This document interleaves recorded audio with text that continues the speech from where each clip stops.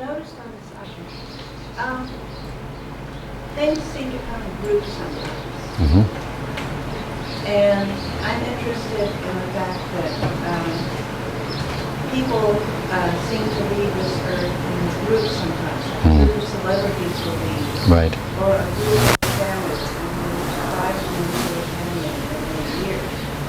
And I'm just curious, or else for some reason planes seem to crash in groups, or trains, or whatever. Right. And I was wondering if you have any suggestions. We have different ways of looking at reality, and so this one we usually look at from what we call a second level point of view. Now, by second level, this has to do with a view of life as being made up of an awful lot of interconnections, telepathic connections, for instance, that everything is at some level in communication. And by this idea, we don't just have families and friends while we happen to be in this particular life. Some families and friendships transcend this life. And sometimes in a particular life, there may not be an outward sign of connection. And yet, again, by this idea, there's an internal, or a telepathic, if you like, exchange going on between these people.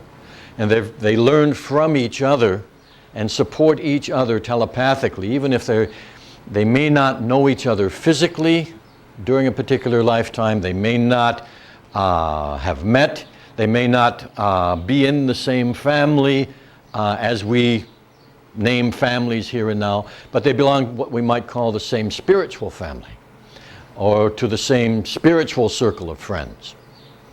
So that sometimes families, again according to this idea, do come in as a family group. They might change positions, fathers and mothers and sisters and brothers and so forth, but a lot of them tend to come in as families. Sometimes we get people coming in as communities. Again, maybe changing positions and things like that. But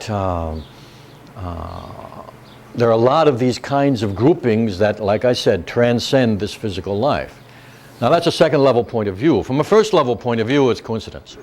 Okay? But that's no fun. So we like to look at it from a second level point of view. And the interesting thing is that if you look at it that way, there are various kinds of meditation techniques and things that you can use to get in touch with the people. If you want to get an initial touch, and this might surprise you, pay attention to who appears in your dreams. Sometimes surprising people appear in your dreams.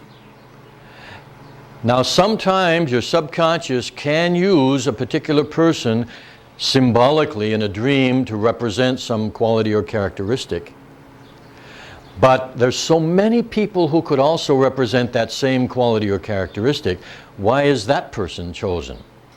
From a second level point of view, that may be one of your spiritual circle of friends or your spiritual family.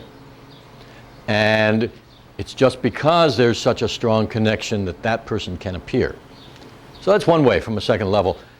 Pay attention to who comes up in your dreams. You can start to get to know some of these people.